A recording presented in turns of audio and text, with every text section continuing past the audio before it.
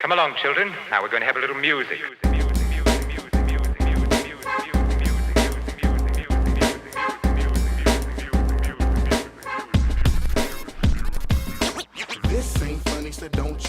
What's good? What's good? Welcome back to another First Cut Live. We are here with the crew, with the squad. They all got some nice little new backgrounds. This is looking good. I'm here with the newly crowned Laker, the starting forward of the Lakers, Mr. Championship Man himself, RB3. What is up, RB3? What's going on? What's going on? Happy to be here. Happy to rep the proud Laker dynasty. Dynasty. Yeah. Empire. Evil. Nah. Nothing but genius. Nothing but 17 seasons of greatness. 10 years, decade later. They had to do it for Kobe. Salute to Bron. Salute to King James. Salute to Anthony Davis, the new superstar. I think is going to be the potential to be the next Shaquille O'Neal. And salute to Jimmy Butler too. Even though we share a last name, I was rooting against him, but he was really good out there, man. He looked good, and I like somebody with that kind of competitive ego who looks like he just doesn't shave and focuses strictly on basketball. I like that. Homie, a legend, bro. Like straight up, Jimmy Butler turned into a legend. Literally carrying his team on his back. That was incredible. It was worth the price of admission just for that. Just watching Jimmy just take down the Lakers in at least 2 games. That was amazing. Destiny, I know you were mad at me at all my Shay texts. Yeah, that was a little much. It was a little bitter, but it's okay. It's a lot, yeah. I'll admit it. I'm not good with it. Hey, listen. I'm not the kind of guy who's like, yo, congrats, Lakers. I'm the kind of guy who's like, y'all still suck. Hey. Yeah, that's me. Sorry, y'all. Hey, but guess what? It's the banner that counts. Yeah, hey, we sucked our way to the championship, so that's what matters, you know? No pun intended. Sucked our way to the championship as in like you were the number 1 seed in the West the whole year? Hey, exactly. You say we suck, we say number 1. That's the language we speak, like winner language, Laker language, Lake show. Yeah, I get it. We'll get into it later on. You know, we'll have some NBA talk, but we still have to acknowledge Sabrina in the house as well. So maybe we can't do too much NBA talk. How are you doing, Sabrina? Hi guys, how is everybody? I'm doing great. I'm here at my new apartment. Obviously, it's a blank canvas right now. I'm really excited to add some stuff to it, so it will be a lot less boring going forward in the future. There's some Chewbacca's. I don't know, Andres, that's for you. Oh, Sabak no the way. Block Tuesdays. Yeah, I have a few stuffed Chewbacca's. Yeah. Sabak the Block Tuesdays. Let's go. You guys did that show was incredible. You and Emma, you guys have such chemistry. Oh, thank you. That was great. Thank you so much. Yeah, I feel I'm actually kind of happy with it, which is kind of shocking because I'm not happy with almost anything. But I'm almost kind of happy with it. I'm like halfway with it, where I feel like it's a pretty good premiere. We can just keep getting better. But either way, every Tuesday, Sabak the Block, tune in. Tuesdays at 6 p.m. live. It was a lot of fun, man. Let me get that music up. The seat taken. Nobody's in the seat, but you're taking some. So this is the back. Sabak.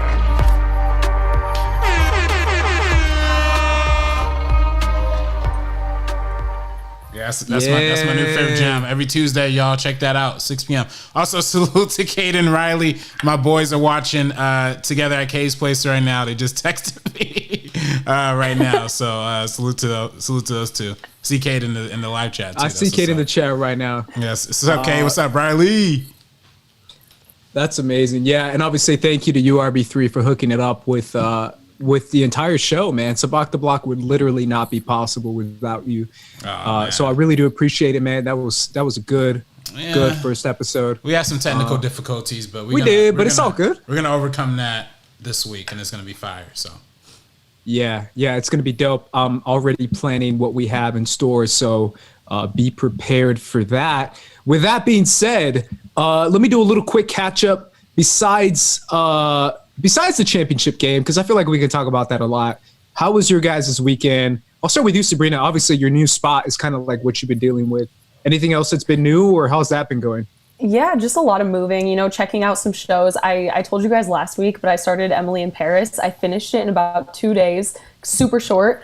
A funny ass show. And Lily Collins in an interview said that she's supposed to be like 22, except in the show, she's like top of the marketing company. She's getting flown out to Paris. I'm like, girl, you're not 22. I'm 23 and I don't have any of that stuff. She's like, she has a master's in marketing apparently. I'm like, you don't get all of that at 22. Yeah. So that's a ridiculous show. I just use that to kind of, in between all the scary stuff I've been watching, bring that all down a little bit. That's ridiculous. Obviously, I'll get into Nocturne. I watched that one. So it's a part of like the Welcome to the Blumhouse thing that they have going on. So I'm excited to kind of review that later. But yeah, other than that, it's just the whole moving process. This background's going to slowly change over the next few weeks. That's great. Yeah. RB3, anything new, man, with you? Obviously, I know you're doing like 20,000 shows on SCN and stuff. Yeah, it's been I've been doing more shows than John Roca, man. That's what's up, man. I mean, listen, is that possible? I don't know if it's possible. I thought you really are. I don't know how you are though. Listen, I don't know how a dude does it because he literally does like 6, maybe. Like, I exaggerate and say he does 6 shows a day, but I think realistically he does 3 shows a day, right? I do maybe like 2 days. Like today, I actually end up doing like 3.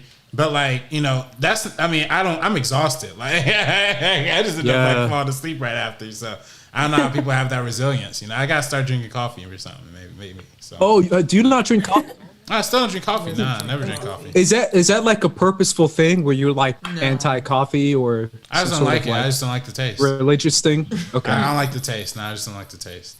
Okay. I wasn't sure if you were like against coffee or something. What? You know what's funny? I've told this story before, but I never drank coffee until I moved to LA. Wow. Where I was the whole like natural energy guy, where I was like, I don't need coffee. I'm a crazy dude. And then I moved to LA and I was on set for my first time, like actually like a PA on set. And I felt like I was going to die. Yeah. I was going to pass out. And I was like, I think I'll try this coffee thing. And as soon as I tried it, I was like, oh my God, I'm levitating. And ever since then, I have not stopped. And I currently. Hey, man, that's a compelling argument, man. Maybe I should get on that because I be feeling dead. You know what I'm saying? Yeah. So I'm telling you, man, coffee's that one thing where I can drink like 5 Red Bulls. It won't make a tickle, but I'll drink like 1 cup of coffee and I'm like straight up, like Vegeta. Rouse me up, gets me going. It's also so bad though, because I'm really dependent on it. That's the first thing I do when I wake up in the morning. I drink coffee and then like 2 hours later, I drink another.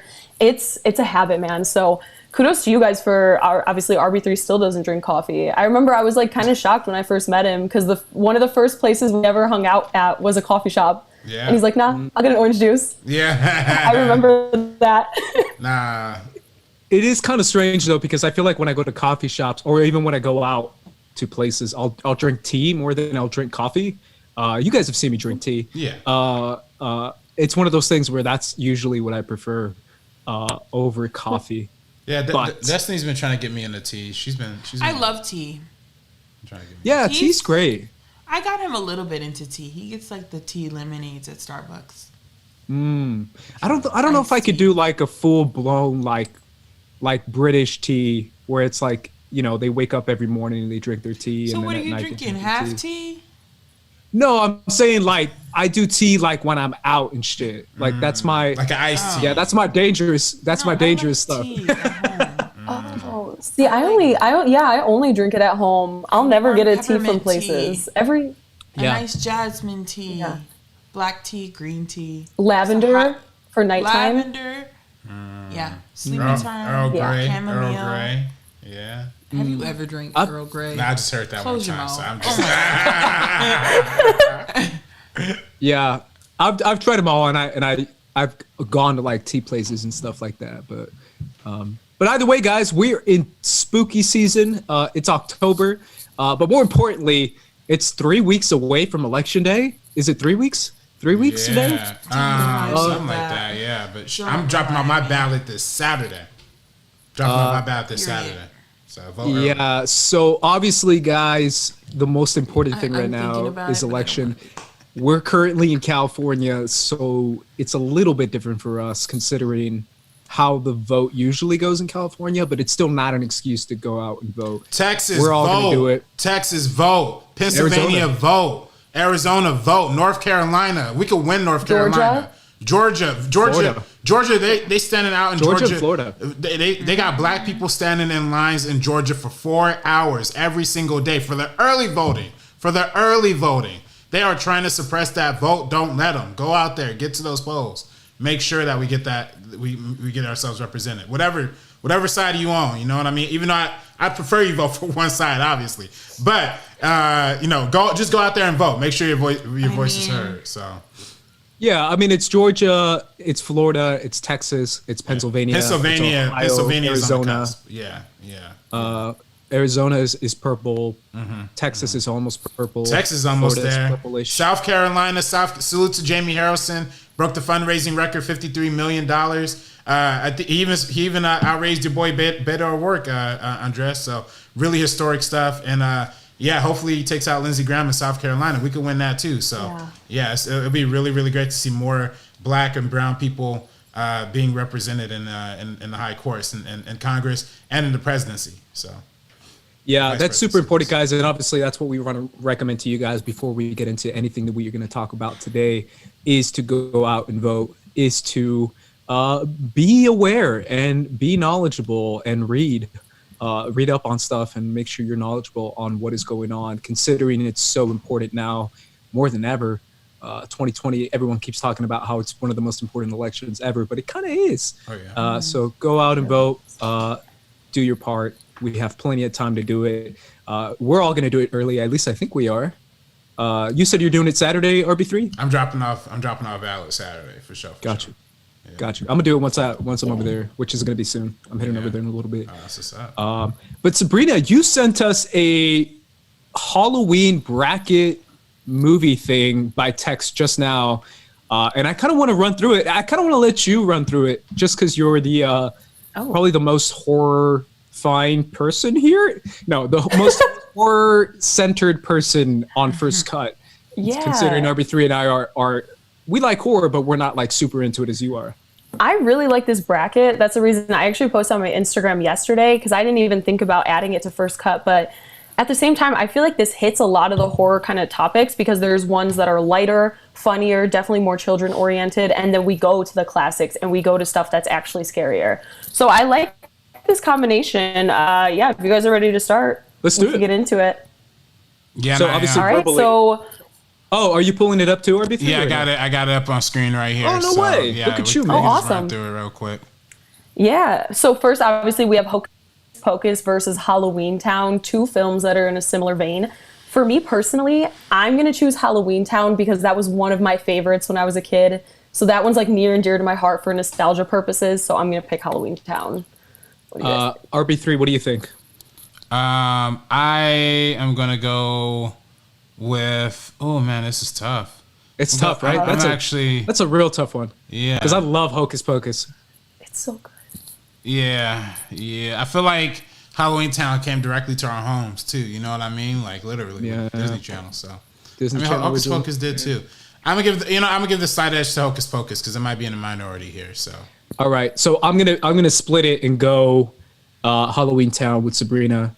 I love both these films, and honestly, I'm gonna give a little tease as far as the rest of the bracket goes, but I would choose both these films over a lot of other films in this bracket. If I'm being real, some of the combinations are hard. Yeah, because some of the other films I'm like, I'll take Hocus Pocus over that.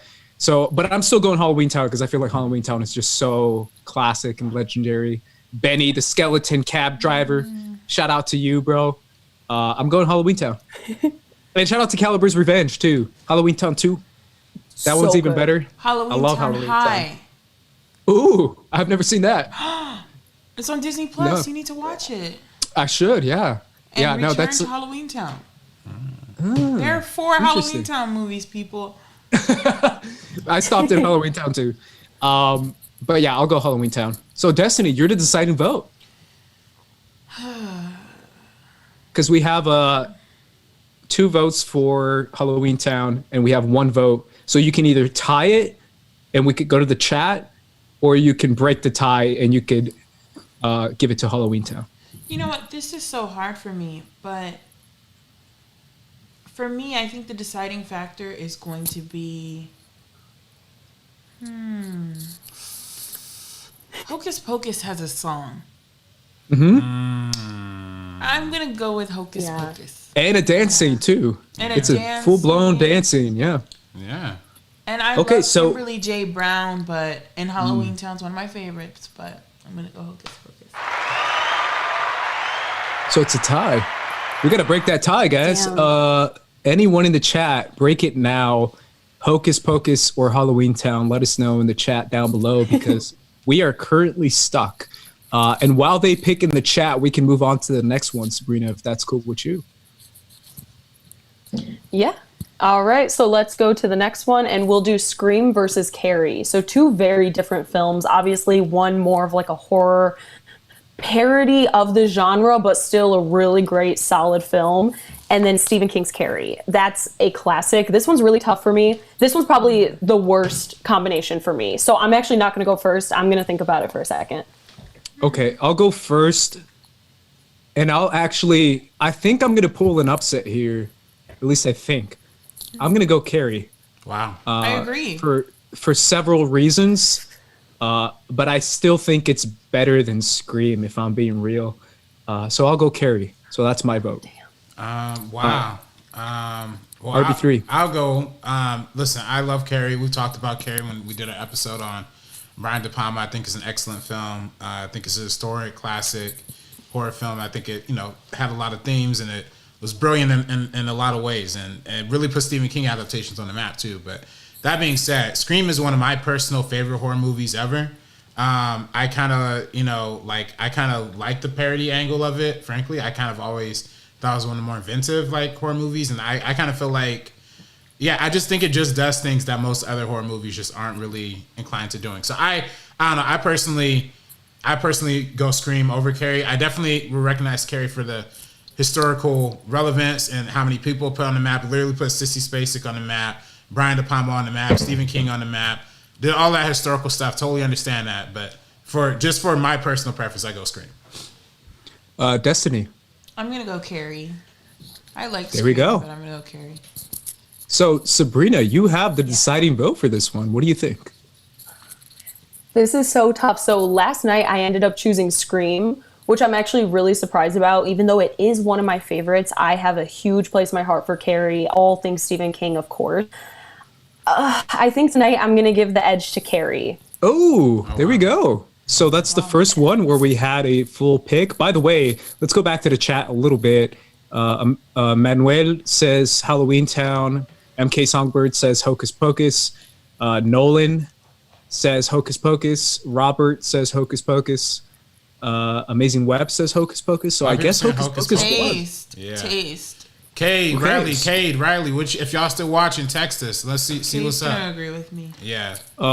So far we have Hocus Pocus and Carrie moving on. A lot of people said Scream though in the chat. Yeah. So, yeah. but we picked Carrie, so Yeah. YOLO. Sabrina, what's next? All right, next up, we got two heavy hitters, Nightmare on Elm Street and Halloween. Two classics, but this one for me, I feel like Nightmare on Elm Street hasn't really lived or hasn't really aged well. Sorry, I'm like, do you guys hear me? Am I good? Yeah, you're good. You're good. Mm-hmm. Oh, am I? Okay. My screen's telling me otherwise. But anyways, Nightmare on Elm Street, to me, hasn't really aged as well. Every time I revisit it as I get older, it kind of gets a little worse. So I'm going to give the edge to Halloween easily on this one. So I'm choosing Halloween. You know what's funny, Sabrina? This is actually, I think neither film has aged well. I'm not a fan of either of these films, if I'm being real. I don't really care for Halloween too much, and Nightmare on Elm Street is the same for me. I think both of these films are super outdated. I'm being real, man. Like, I don't really care for either of these. I guess I'm going to pick the better of the worst, which is Halloween. So Halloween. I agree. I'm gonna choose Halloween. RB3. This is unanimous. It'll go Halloween for me too. You're right. It doesn't age as well. It doesn't age well, but I do think Halloween does age significantly better than Nightmare on Elm Street for sure. I think I think people could still go back. Like even Halloween's a little cheesy, but I think you could get a good film school paper out of it. Like I don't think you could go to Nightmare on Elm Street and get much out of that one. So True. Also, True. there's so many redeeming qualities about Halloween. What? Okay. It's as we said, it's like not that much. You're not missing much. It's not. I just seen It's not bits great. and pieces. I was one of those kids where like when everybody would see the movie and they talk about it at school, I'd get scared just from the story.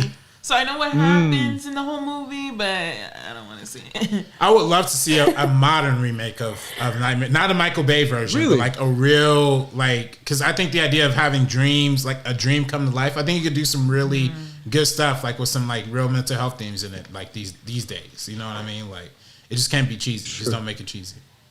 I Yeah. agree. Yeah. Alrighty. What's our Yeah, next? and think about Halloween. I know we don't have to kind of argue about this, but also Halloween, the reason why I do think that it aged a lot better is because like the score and everything is still so iconic and significant.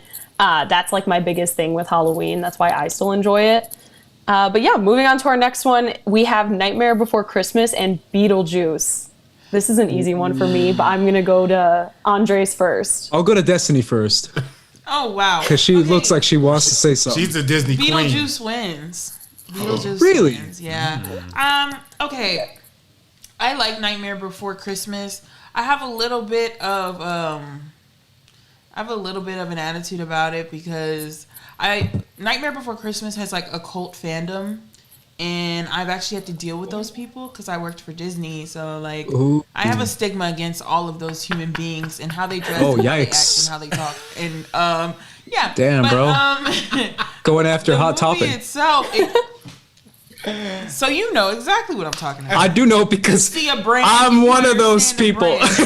brand. I am the guy at Hot Topic who goes for Nightmare Before I'm- Christmas. I'm the girl at Hurts. Hot Topic, but I'm looking for Beetlejuice and not Nightmare Before Christmas. Gotcha. So Oops, I guess I'm everything that Destiny hates, but I'm going Nightmare. it's nasty.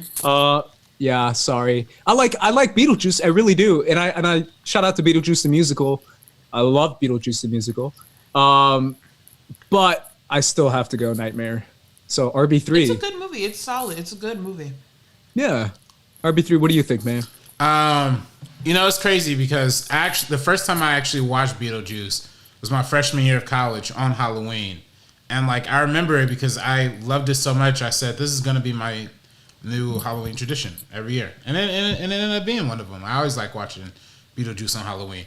It's funny because last year, we did a meeting of podcast, a holiday special about Halloween, and we talked about Nightmare Before Christmas, and debated if it's a Halloween movie or a Christmas movie. Where does it fit into? Oh, but it's best of both. Yeah, it's best of both for sure. But the fact that it can still qualify as a Christmas movie means I'm probably gonna give the edge to Beetlejuice. You know what I mean? So Oh, okay. in a Halloween Wow. bracket. You know what I mean? In a Halloween bracket. Wow. Sure. So I guess I'm outvoted. Beetlejuice moves on. Whoa. And I shout out go to Beetlejuice Beetlejuice the 100%. musicals. If you guys haven't even heard the soundtrack or seen parts of the play. Beetlejuice the musical. Beetlejuice is still one of my favorite So good. movies, and the musical is so good. Yes. I sing like those songs all the time. So shout out to that. How did you guys alrighty, see it? what's our I next saw one? a bootleg, but it was really bad.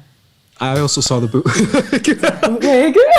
Well, let's just say that shit on the film Shout out to the channel. Why don't we- bootleg. Right. Yeah, this is definitely that. Definitely saw the bootleg. So All right, well, send me Awesome. the copy you got, because Same. I think I saw the same crappy one you did. So yeah. R.I.P. Literally.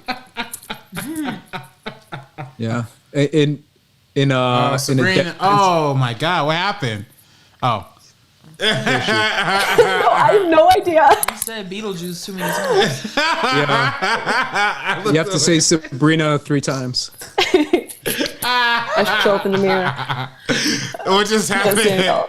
What just happened? Beetlejuice said, What happened? It's like literally my worst nightmare whenever I try like to do something a little fancy on here. Is like when like somebody just does like one tiny adjustment and I look away for a second and they come back and the screen's like messed up. That's always like my greatest heart attack. It just happened a little bit, but we're good. Okay. What I do? No, you're good. You're good. good. You're good. It was just me being stupid. It was me being stupid. It was funny. Okay. Next up in the bracket, we're heading to the right side. So we have The Shining versus The Sixth Sense.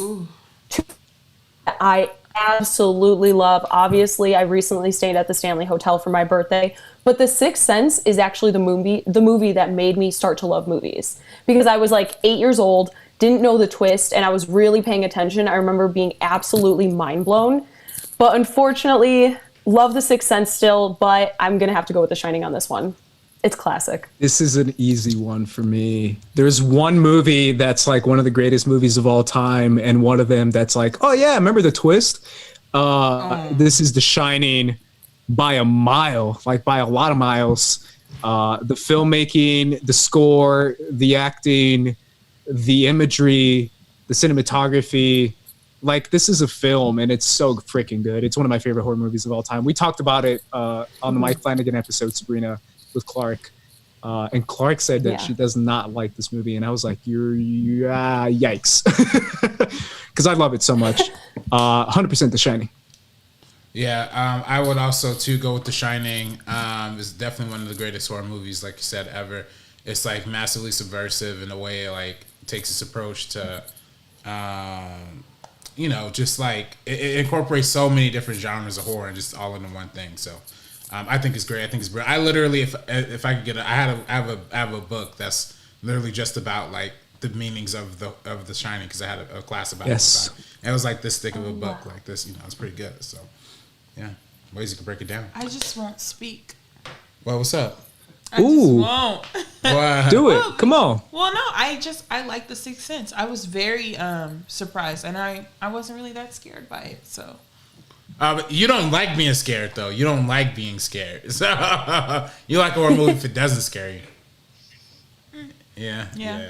I feel that. I mean, Sixth Sense is great. I mean, I don't want to poop on The Sixth Sense, because like it is a great film. Like Shyamalan.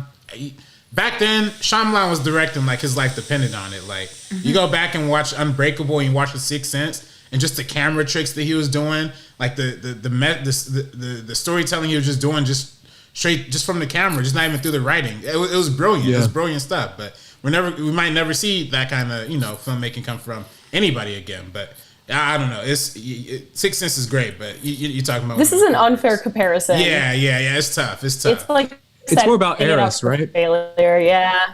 Exactly. Yeah. So it's definitely more about time period and eras and what was first and what wasn't. Yeah, for sure. I mean, I think we all agree. Shining, except for Destiny. I'm sorry, Destiny. It's okay. What's our next one, Sabrina? I love The Sixth Sense. I'll say it. Our next one is The Exorcist versus Poltergeist. So two classics, especially with The Exorcist being one of the hailed as one of the greatest horror films of all time. I'm gonna have to choose that one. Yeah. No, you're a little laggy, but you're still here, Sabrina. You're still holding down the fort. Yeah. You know what it is. I never have good internet, guys. Yeah, it's cool. Yeah. I gotta echo you though, because I feel like. I still feel like this is probably the scariest horror movie of all time, if I have to go off pure size of the film, because obviously there's probably a lot of smaller horror movies that are scarier than this one, but this one is still terrifying in a lot of ways, in a psychological way, and in the fact that it's just terrifying. I'm going Exorcist, and Destiny's mad at me again. She's like, "You're wrong again." Nah. I don't think she can hear you actually. So. No, she does she not care for it? She can't hear you. I think she took out the earbuds. But I will go for it. She said, "I don't want to hear you guys after The Sixth Sense." Yeah, no, it was too much. But Destiny has left the chat. But I'll go with The Exorcist too. Exorcist scared the pants off of me, and Poltergeist is great, and people, Poltergeist don't get the recognition it deserves, but I think it is a really good film, and Spielberg apparently ghost directed it, so. That's pretty cool, but Exorcist is one of all-time greats. I like Poltergeist. It didn't scare me, and my family's Catholic, so I'm not going to say anything else. I don't like that type of shit. That takes. Yeah, that's why it's good. That's why it's good, though. I feel like it's even better if you're Catholic, because it'll scare you even more. Yeah. Oh, there goes Sabrina. Oh yeah. You gotta get her back. Yeah, my bad. Oh, give did us you 1 kick her second. out? We look a little funky, y'all. Excuse me. Oh, woo! We look a little funny right now. All right. What's going on? No, Sabrina just stepped out for a second. She had to get some internet things figured out. Okay, so. Oh, I see what's happening. Yeah. I had the little thing goofed up, but we're fine. Does she? We're good. Okay. We good. So, okay. Does she want to come back? Yeah, she's coming back. think She we said should- she was going to okay. do it for a bit. Oh, did she? Yeah, she texted us. Oh yeah, I see it. Yeah, so but yeah, in terms of I don't know, Andres, what's your thoughts? Yeah. I mean, I think Exorcist is good there. So let's go to Casper versus Double Toil and Trouble. Whoa, have you seen that? I've never heard of double whatever this flick is. Trouble. Yeah, have you heard of this one? Or? I heard of it. I've never seen it. I've never seen it. I know Casper. So Casper wins. Casper, I think Casper gets that unanimous acclaim. I feel bad for Double though. I 'cause we don't even- mean, do ya? Yeah, well, let me look it up real quick. So Double Toil and Trouble. Obviously, Sabrina also said she would pick Casper over this. So I don't feel like we should feel too bad. It's a 1993 family adventure that's currently on Hulu. It's about twin little girls. I'm good. I'll go with Casper. That's what's up. I like that. I like that pick. Finally, our last one on the bracket, and Sabrina's still participating, by the way, guys. She's just doing it through the spirits, through the poltergeists. Period. Yeah, it is It versus Friday the 13th. RB3. Oh my God. You know this is an easy one for me. Yeah. One of them is a slasher film about not doing it, and the other one's a great movie. A slasher film about not doing it. That's a great way to describe kinda what it is, man. Friday the 13th. Yeah, that's funny. Man, It's kind of dumb. yeah, it's not a great movie for sure. I don't think it holds up in the pantheons of cinema. But I don't think people really recognize Friday the 13th like that. But yeah, you can't deny it. It's one of the biggest horror movies of all time. I think it is the biggest horror movie of all time. Yeah, so it could definitely take that prize. Financially, right? Remember? I think it is the biggest one. Yeah, it is the biggest. Yes, yeah, it is. I think it had the biggest opening week. Wasn't it the biggest opening weekend for an R-rated horror film too, or something like that? Biggest opening weekend for an R-rated film, I believe. And it's the biggest horror film of all time. So yeah, I really do feel like, obviously we're gonna get into it later on, but there's something about that movie that truly is a timeless classic, and it came out like a couple of years ago, which is kind of funny. It's one of those universal horror films that I feel like a lot of people can see, which is really good. Yeah, so hopefully Sabrina can come back, but either way, we're gonna have to move on without her into Hocus Pocus versus Carrie. Hocus Pocus What versus kind of comparison is this, man? What's going on? What's happening? Yeah. This is crazy. This is absolutely. So this is on the bracket right now. Hocus Pocus moved on because it beat Halloween Town. The better matchup would have been Hocus Pocus versus Beetlejuice. I feel like that would have been a better matchup. Not Hocus Pocus versus Carrie. That's on the bottom side though, so it's eventually Pocus not going to wins. get there. Hocus Pocus over Carrie. You pick Hocus Pocus? Of course. All right. I mean, yeah. I don't. I respect that. This is tough. It's actually tough, man. If you're listening, What do you think, RB3? I mean, listen, like I love Hocus Pocus, love kids movies. You know what I mean? Like there's movies for kids and there's movies for adults, and they got to go with Carrie. So what? Man, all right. I honestly don't know what Sabrina would say. I almost feel like texting her. Let me text her real quick. I'm going Hocus Pocus. Hocus Pocus. Wow. Yep. Wow. Period. Periana. Wait a minute. Period. Wait a minute. What's going on in here, y'all? Can you play? No, I'm like the guy who just asks you for the most random stuff. What's a bot?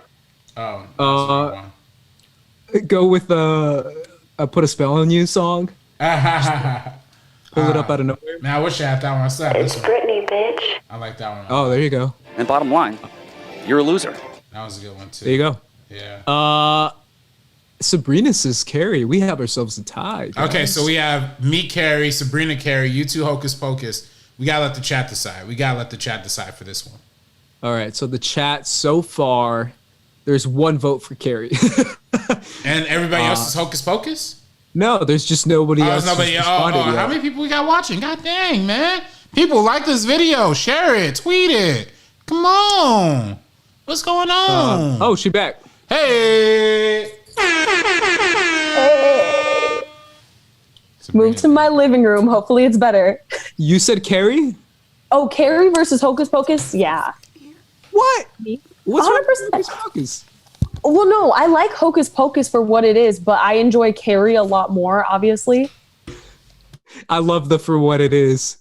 No, I love it as that type of film, but you can't, with Stephen King adaptations, you can't compare that to anything for me. I want the chat to sound off a little more. I'm with you, RB3. The chat has to be a little bit louder right now. This is important Halloween bracket stuff. If anyone likes horror movies at all, you should be voting in the chat. Just type in Carrie or Hocus Pocus and we'll read it out. So far, we have Carrie. Amazing Web says Hocus Pocus. And Manuel says Carrie. So this is a tough one. It's up in the air. We'll come back to it, I feel. But either way, let's move on to the other one on the other side of the bracket, which would be, what was it? The Shining versus The Exorcist? Yeah. Damn. Should be that. See, this is a finals type, matchup. This is it's a tough one. What do you think, RB3? This one. So wait, I'm sorry. This was. What's the matchup again? The Shining versus The Exorcist. Two heavy hitters. Like two like legends going at it right there. Yeah. I don't know, man. Hello. I think Brandon Hannah in the house. What's up, big dog? Yes. Shining. Yeah, I agree. 100% The Shining. It's got to be The Shining. Shining. I think Shining is more of a filmmaking pinnacle, so I go with Shining too on that one. Destiny has thoughts. I don't have thoughts. I'm scared of both of these films. Okay, that's fair. No thoughts, that's very fair. head empty. Alrighty, let's see. I kind of curious what the chat was saying about Hocus Pocus or Carrie. Hocus Pocus. I guess Carrie wins, guys. I think there's no denying it. Carrie wins. Yeah, all the blood. Alrighty, let's move on to, what would this be? Beetlejuice versus Halloween. Whoa. Ooh, this is easy for me. Beetlejuice. Yeah. Beetlejuice. Really? Yeah. What do you think, RB3? RB3, you're the deciding pick, man. I know. See, this is weird because I like You gotta be opinionated. No, I like Beetlejuice more, but like Halloween, like it is a piece of history. I feel like no matter how dated it is, like it is a piece of film history. It did spawn a thing franchise, and I think it has. But it's a good film history, though. I mean, I think John Carpenter getting put on the map. I think it's an iconic horror film. So He made peeking through a window special. Look, y'all already voted for Beetlejuice, so I'm gonna just go Halloween is to be a contrarian. So that's my vote. So far, the chat is saying a lot of Halloween. We have Rihanna in the chat, by the way, guys. From Geeks Hey, what's up, Rihanna? Bad gal lady. She says, my mom says The Exorcist, but I say The Shining. That was a previous one there. And she's also saying Halloween, by the way. Halloween, yeah. It's tough because, this is a Halloween bracket, and there's no movie that says Halloween more than Halloween. Like, everything, from the imagery, the score, I feel like that's something that we experience a lot around this time of year, but I just like Beetlejuice a lot more as a film. Yeah, I really do feel like I just don't know why. And maybe it's me. Maybe it's just because I saw the other film last year, the new Halloween. But the more I look at the Halloween franchise, the more I am unimpressed by it. And I'm sorry. The more I'm like, oh, so it's a really angry white guy who wants to kill women. No. Yeah. It kind of is. That's can kind of what it is. Any movie like that. No. He's like, You can't. You can say that about like any movie. You can make it Not sound like really. that. not that exact thing, but you could just take any movie and make it sound lame. He's like a white man, but at the same time he's not. He's like they call him like the shadow and like all that kind of stuff, or the shape, yeah, like all of that, and it's just like iconic. Like I just feel like it's like a creepy white guy Yep. who just wants to kill people, and I'm just like, oh, so you hate women and you just want to kill them, bro. You can push back on this 100%. I don't. I think it's not that great. You know what? I'm gonna go Halloween. I changed my mind. Oh, she's she's some hardcore Halloween, so it's a tie now. Wow. So we have the chat to decide. The chat needs to decide. People, you know what? We're not letting the chat decide anymore. Put in some Streamlabs donations. Firstcut.live. Send the link down in the description down below. Let me see. I don't think we got any donations today, y'all. What's going on, man? What is going on with people? People, we need your support. The Black Douglas in the chat says you can't make Halloween about race. Yes, I can. And it absolutely has a lot to do with race. It does not have anything to like Halloween.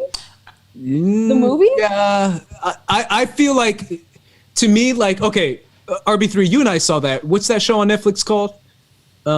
Which one? The Creepy Killer Show, David Fincher. Mindhunter. This is Mindhunter.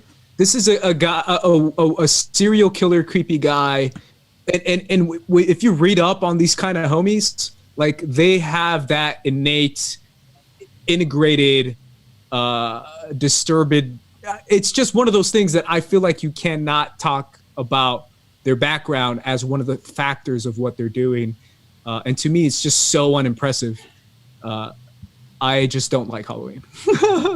Damn. Yeah. So I'll go Beetlejuice. Well, the chat is 100% loving Halloween. Like I'm seeing a lot of that. I never really looked at the racial dynamics of Halloween, right? I don't think there are racial dynamics to the movie.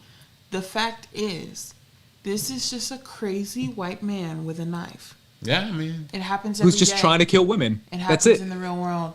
Yeah, and I'm just like, that's what's trying that's so unimpressive. Like every slasher movie. Exactly. That's but this the thing, is arguably the start of the genre. This arguably like is what made that genre. And like, and again, we talked about. But if you really think about if you think about the genre, though, the genre is like it's creepy because it's invasive, right? Where the filmmaking makes you feel like, oh, this is so invasive because it's someone looking through my window.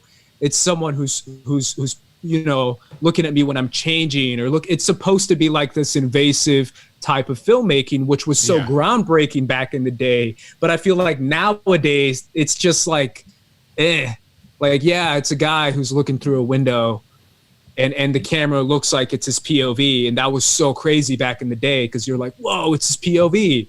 But now I'm just like, bro, we got so many of that it's just not that original. But at this point, if you can say that we've gotten so many things like that and a lot of inspiration has come from a film, you still can't celebrate like something that's not that great. You see what I'm saying? Like it's not that great. That's why I'm like, I would feel like, oh, this is so cool and it's so innovative, but look how it inspired all these great movies. Not really, it inspired kind of crappy movies, to be honest. Well, yeah, but I think it goes back to that conversation that we had like a few weeks ago when we talked about horror, right? And like how certain periods of horror represent like what people were scared of during that time. And when that slasher movie era was happening, a lot of women were feeling scared by a lot of these Mindhunter effect. Crazy white dudes. Yeah, exactly. Yeah, like Mindhunter during that period. It's like the 60s and 70s. There was a lot of psycho killers. I mean, absolutely. I don't think the movie like sympathizes with it. I think it's like is just saying that's what even, was scary during that time. Like Yeah, that's and some also- scary stuff today. Like too. Like They don't even explain who like Michael Myers is. We have no sympathy for Michael Myers. Obviously, the Rob Zombie films are something else,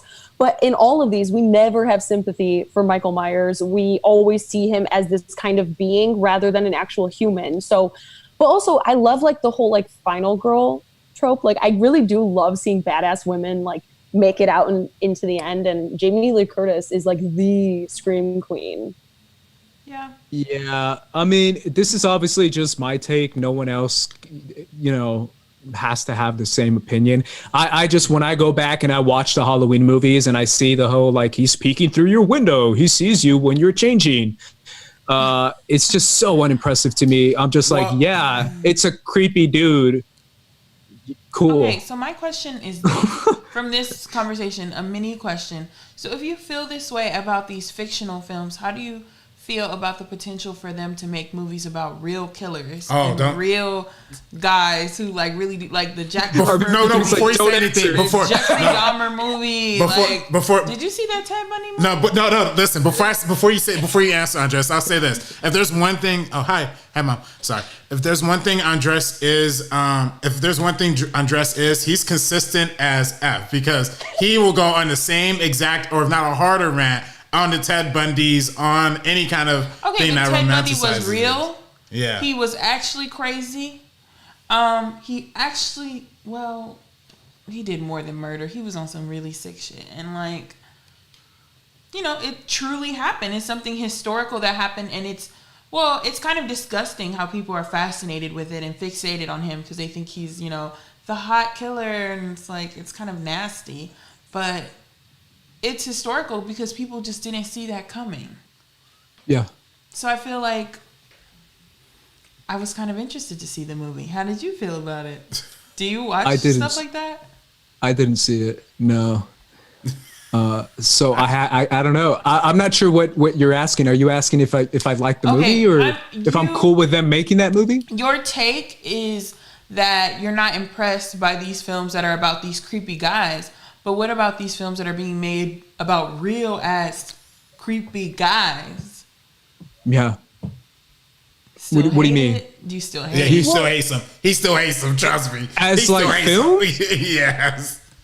Yeah, yes. I do, because I'm just not a fan of them. You can ask me about specific films and I will tell you that I do not care for a lot of them. If this thing happens in real life and there's a film created, like Halloween is obviously fictional and we don't sympathize with the villain, like I said, and we kind of have this experience of him being like incredibly strong, like he's stronger than any person would ever be. So it's very unrealistic. This wouldn't actually happen if a serial killer was shot 6 or 7 times. They would not survive that most likely. But like, obviously he always pulls through even at the end of the newest one. So like, I do get it. Like, I get your whole take, Andres, but like with this stuff happens in real life. So it's like, that's why I don't, and if I'm being real, that's kind of why I get it. But I feel like maybe back in the day, I acknowledge the time of it all, right? I really do. Where back in the day, I really do understand the idea of this is a film that is taking a look at violence against women, right? Now, after like 5 or 6 remakes, I almost feel like it's kind of tone deaf, if I'm being real. Yeah. Where it's like, yeah, and what are you trying to say about it? Like, I don't understand necessarily this idea of making film after film about just this guy who wants to kill women. To me, there's just not a lot of creativity to it.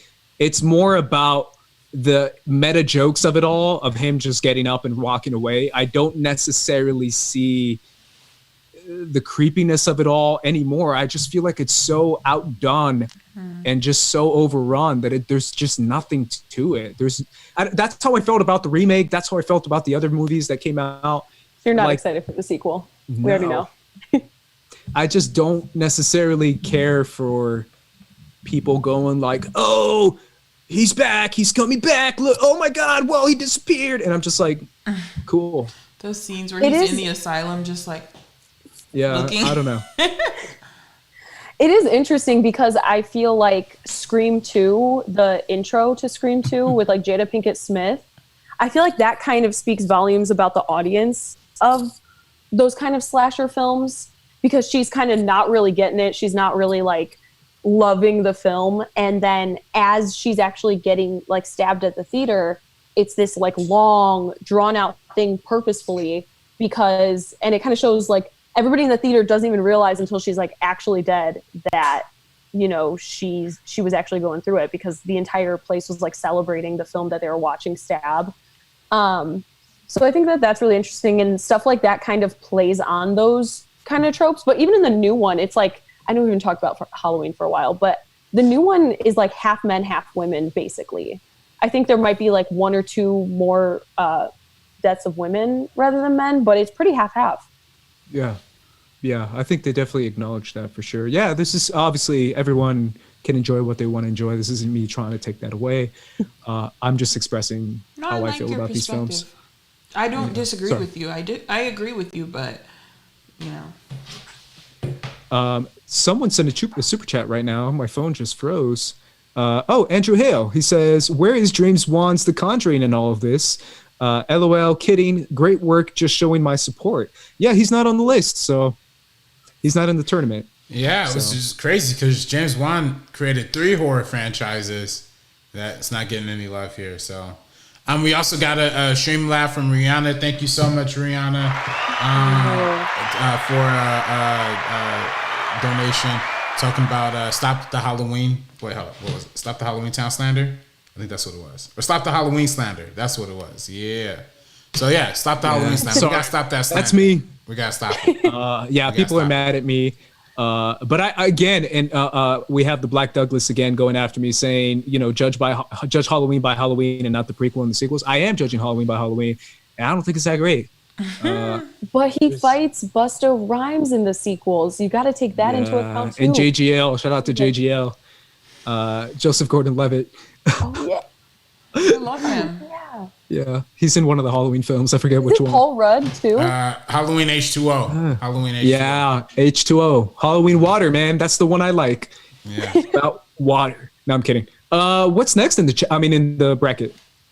It would be Casper versus It. And I'm just going to say It. This is an easy one. It. I'll say It. Okay, so we're going to the finals, guys, the semis. This is The Shining versus Carrie. The Shining versus Carrie. Oh, yeah, it is. Sorry. 2 Stephen King adaptations. One went gracefully right and one went horribly wrong. Oh no, I'm so sorry. This is not right. I'm looking. The bracket did it differently. So this would be The Shining versus It, and Carrie versus Beetlejuice. Ooh. So Carrie versus Beetlejuice. Let's do that. Beetlejuice. Okay, so Beetlejuice. I'm gonna say Beetlejuice, Carrie. Beetlejuice. I'll go Beetlejuice. What do you think, RB3? What was it? Carrie versus Beetlejuice? Mm-hmm. And y'all said Carrie or y'all said Beetlejuice? Y'all said Beetlejuice? I said Carrie. I said Beetlejuice. She said Carrie. We said Beetlejuice. I'll go Carrie. We have a tie. Another tie. Dang it, man. What are you trying to do, bro? I'm not trying.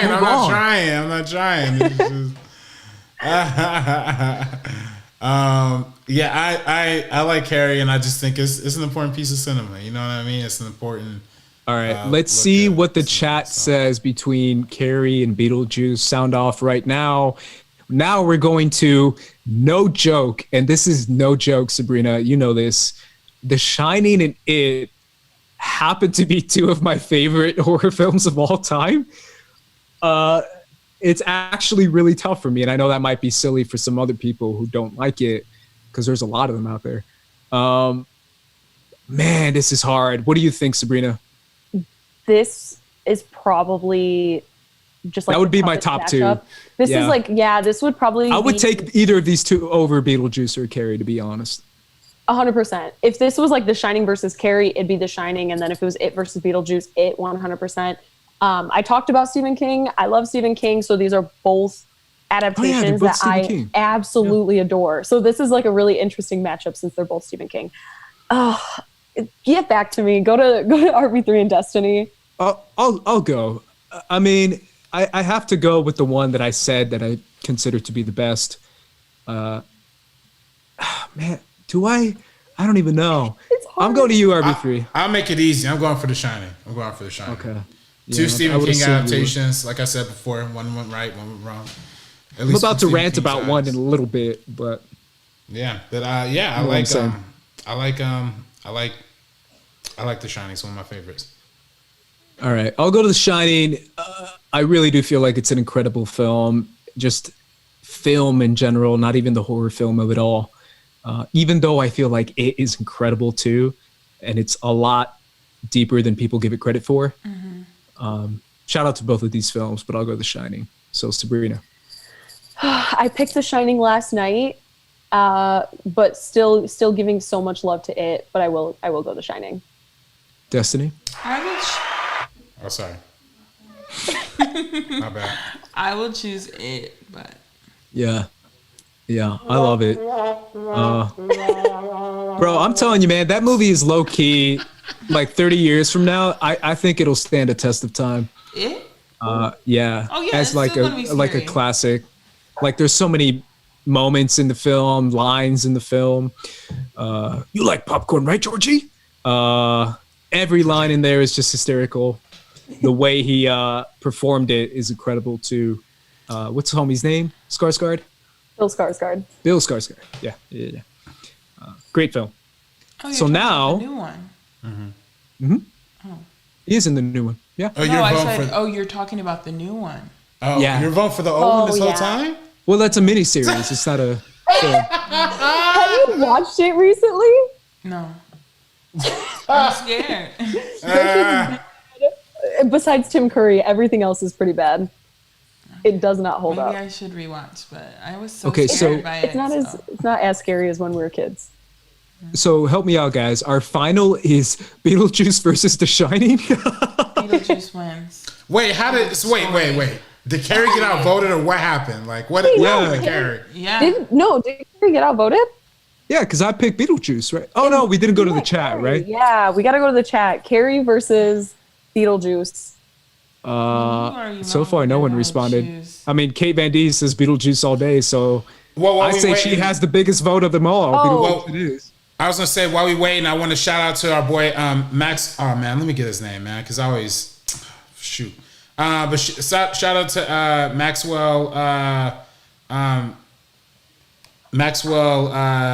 Haddad, our buddy from PJ Campbell's show. I met him. We did a lot of stuff. He got nominated for a Tony today, so congratulations to him.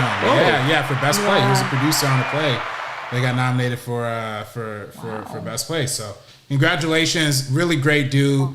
Great in the Schmodown community, and yeah, just great to see him be a Tony winner, a Tony nominee, hopefully Tony winner. So salute to him. That's incredible. And go to the PJ Campbell network after this to check them out live because they're good people too.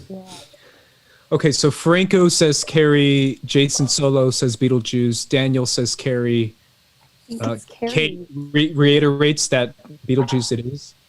We are literally tied in the chat right now. This is ridiculous. Okay, so we need a deciding vote. Who's going to be the deciding vote? Is it Brandon, Hannah? I just asked him and he said Beetlejuice. Brandon, Hannah decided it. Brandon. He said Beetlejuice. So Beetlejuice versus The Shining in our final. Wow. What do you guys think? The upset of the century. The upset of This is the crazier century. than your Star Wars tournament. Jeez. Yeah. Ooh-wee. What do you guys think? Could Beetlejuice take it all? The Shining. No, The Shining. Yeah. Yeah, I think it is a 4-0 sweep right here, y'all. My bad. Dang. The Shining it is. The Shining put a Lakers, man. They pulled a Lakers.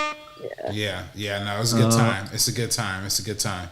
Alrighty, guys. So our winner of the Halloween movie We had bracket. so many more people jumping in and saying Carrie. It's a little too late, but so many people came in to say Carrie. at Yeah, that end. Nolan said Carrie. Andrew Hale. I'm sorry. Sorry, guys. The Shining it is. Either way, The Shining would have won for me. That is our winner for the Halloween movie bracket. Thank you for participating. Let's move on to any news that we have today. Any news that you want to give a shout out to? I know you wanted one, Sabrina. Yeah, Dev Patel is starring in a murder film that takes place in a strip club directed by Craig Gillespie. I'm so excited for this. Dev Patel murder strip club.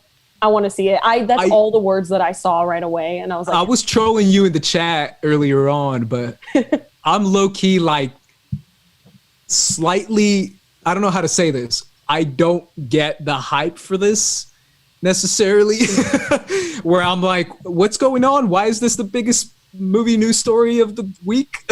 It's Dev Patel strip club and murder. But does that mean he's playing a stripper? Like, is that why people are happy? Like, I don't think he is. I'm hoping he's like a murderous stripper. I don't think that's what I thought he was playing the detective that was like, right? Well, either way, I like to see Dev Patel booked and busy at any time. True. 100%. I want to see Dev Patel in every single film possible. He is so talented, so underrated. So whether he is a stripper, which would make me excited about this film. Is this about female strippers or male strippers? Chippendales is male strippers. Chippendales, yeah.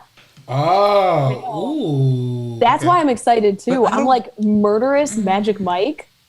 That's all I want to see. Ooh, Destiny has thoughts. I want to hear him. I don't know.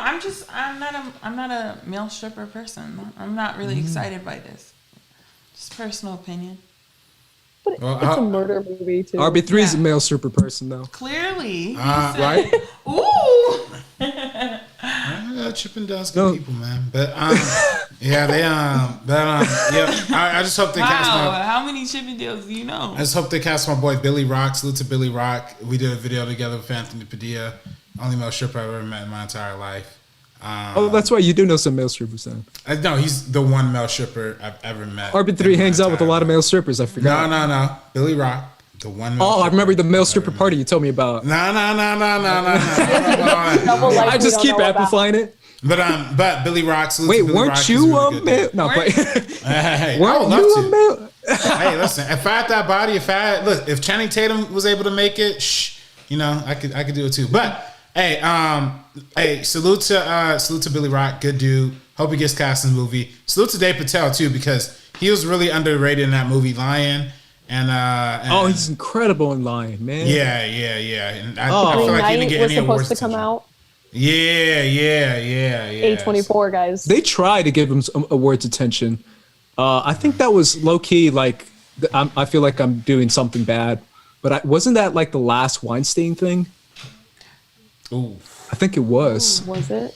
Yeah, Lion. Yeah. I think that's kind of low key why it got buried. Well, Dev Patel was still great. He's still great, and it's still a great movie.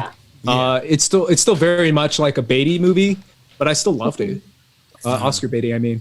Also, something that gets me excited about this, it's the same director from I, Tonya, Craig Gillespie. Ooh. And I loved I, Tonya. So I feel like this could be interesting. I still got to see it.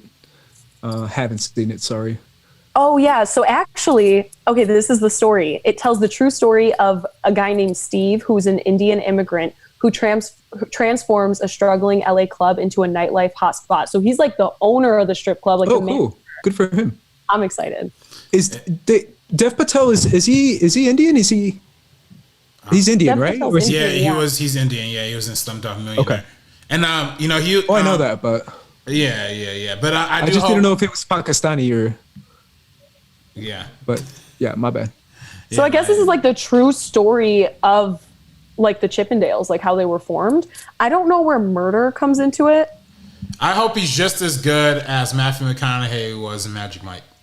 Hell yeah. I think he could pull that off. He has that charm. Yeah. Another story that I want to talk about. Oh, go ahead, RB3. I was going to say. Next story.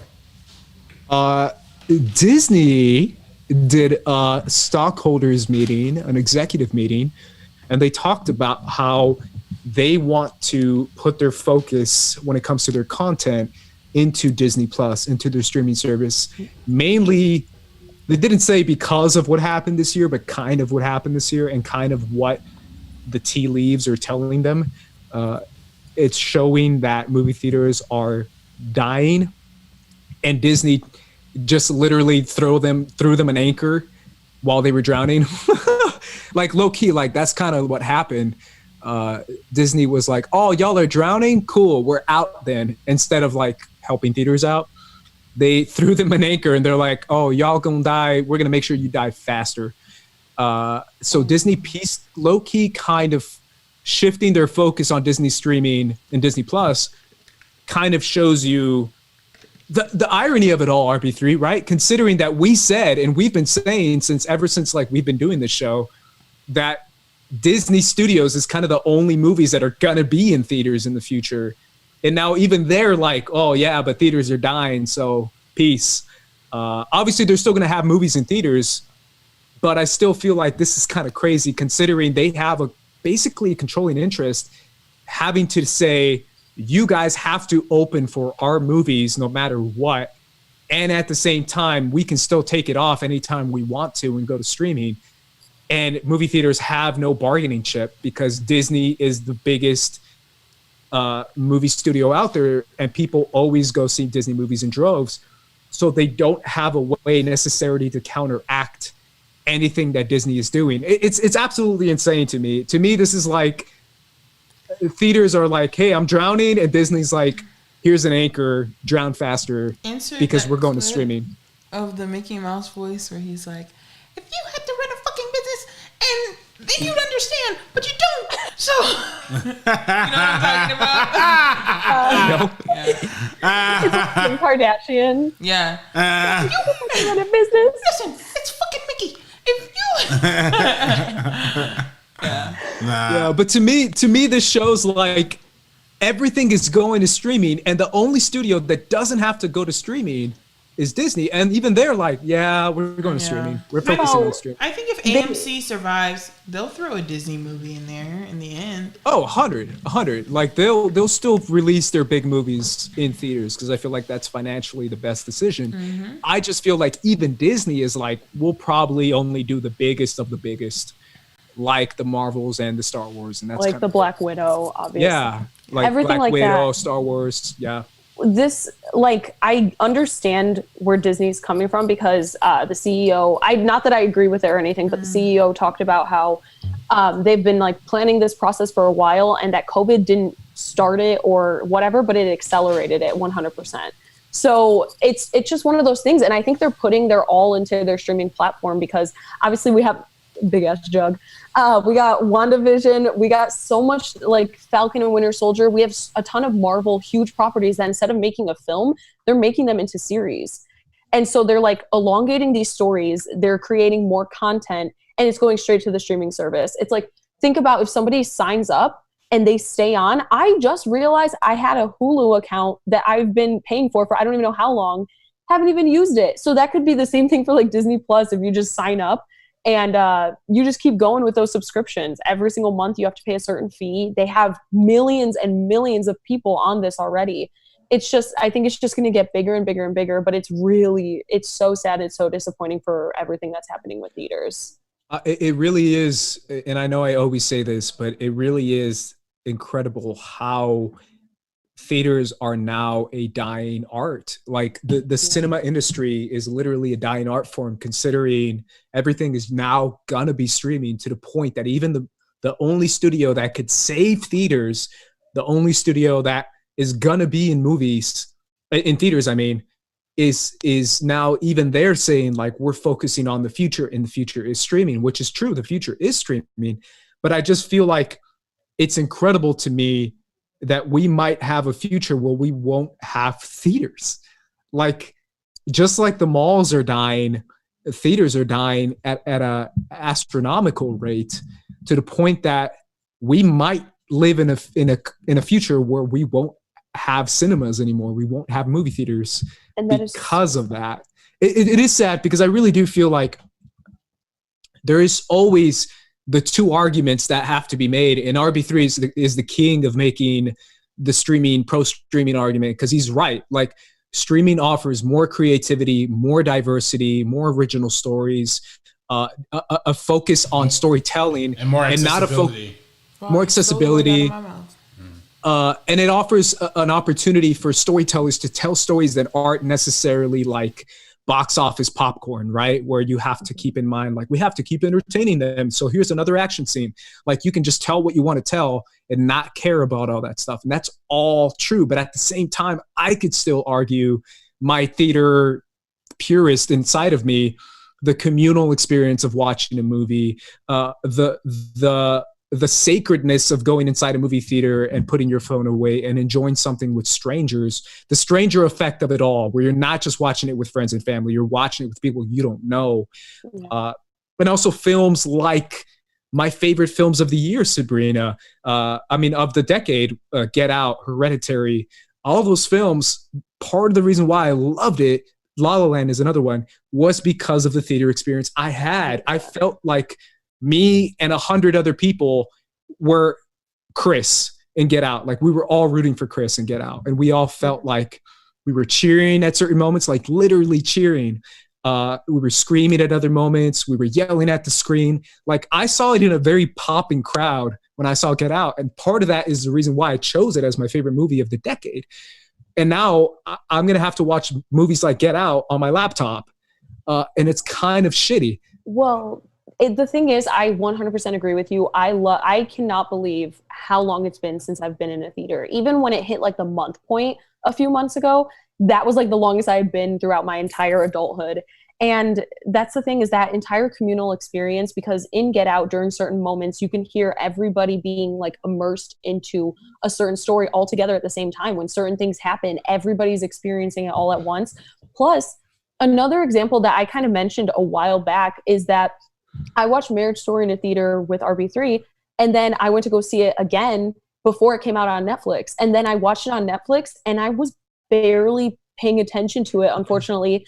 I was like checking my phone because I'm not used to watching movies at home too much. I would go to a theater like 4 times a week. I have one down the street. I had one next to my college.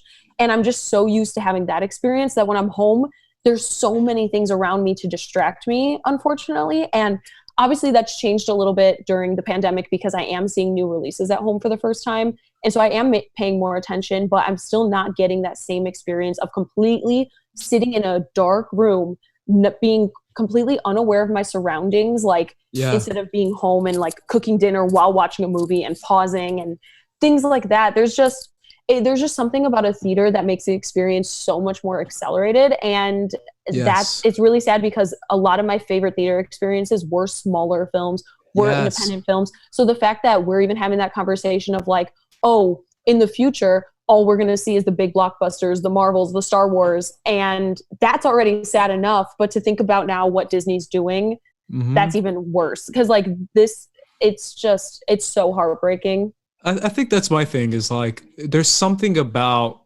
and obviously I want to hear Destiny and every through your opinions as well. There's something about being forced to close off everything around you, right? When it comes to your phone, when it comes to any other distractions you have, versus me, I saw a movie a couple nights ago and I check my phone. I look at Twitter sometimes. I see someone just walking around and I'm just like, oh, okay, so I can look down. I'll get up to the kitchen and leave the movie playing. Stuff like that doesn't necessarily, it really helps you when you're forced to leave everything at the door when you go inside a cinema. It really is that other side. I've never not seen a movie at home. And this is me, right? This is someone who tries to like not look at their phone and not look at my phone, or not have stepped away or not done something that's not paying attention to the movie. And my favorite movies of the year, like you said, Sabrina, are always the smaller films. And I was thinking about films like The Farewell, films like Blind Spotting, films like, films that that are smaller indie films that I saw in a theater, and that's part of the reason why I enjoyed it so much, versus if I saw it at home, I might be like, yeah, it was all right. I saw like a little bit of it. The rest of the time I was halfway paying attention. It was cool. And that's my opinion, is that, oh, it was good. Yeah, it was good. Versus my passion, my enthusiasm for it when I'm forced to sit down and cry with Aquafina in The Farewell, which is what exactly. I just watched Nocturne, like I said, and I think I would have liked it a lot more maybe if I had experienced it in a theater, because I watched it on my laptop. and it was like a virtual premiere type of thing, and everything was so distracting. They had a setup that was like engaging and things like that. We had like a live chat of people that were at the virtual premiere, but there was just way too many distractions for me to be like fully immersed into the film. And yeah, it's just when you're at home, you cannot get away from that kind of stuff. What do you think of this Disney news, RB3? Well, I mean, yeah, it's just sad. I mean, it's not sad because it's part of the game plan, right? Like, you know, I read that book, Robert Eggers' book, Bob Eggers' book, Iger book, Ride of a Lifetime, and he talks a lot about developing Disney Plus and that, like, and how he kind of got the heads of each individual department together and was like, make something just as quality as, you know, he went to Kevin Feige and was like, make something just as good as the Marvel movies. He went to Kathleen Kennedy and was like, make something just as good as the Star Wars movies, but for Disney Plus. Mm-hmm. So they kind of been already moving towards that direction.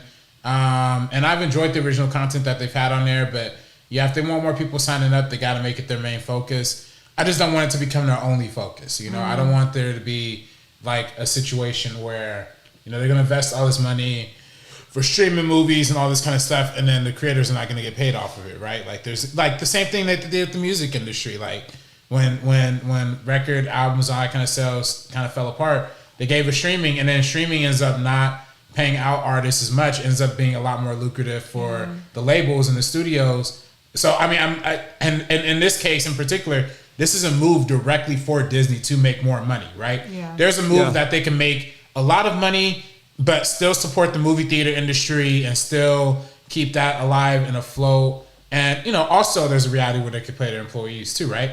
But then there's the reality that we live in where they choose to not help the movie theaters and they just choose, okay, we're going to make the most amount of money by just putting everything on streaming and getting everybody $6.99 and having a direct-to-consumer kind of interface. And I get it, you know, it definitely is profitable, and I guess in this COVID times they gotta shed resources, but it's not good on a humanitarian level. It's gonna be sad seeing the movie theater industry go through the pains it's been going through, especially seeing AMC close to filing for bankruptcy, Regal already closing its doors. It's getting worse and worse out there for a lot of It's over, man. It really is over. And I know a lot of people push back.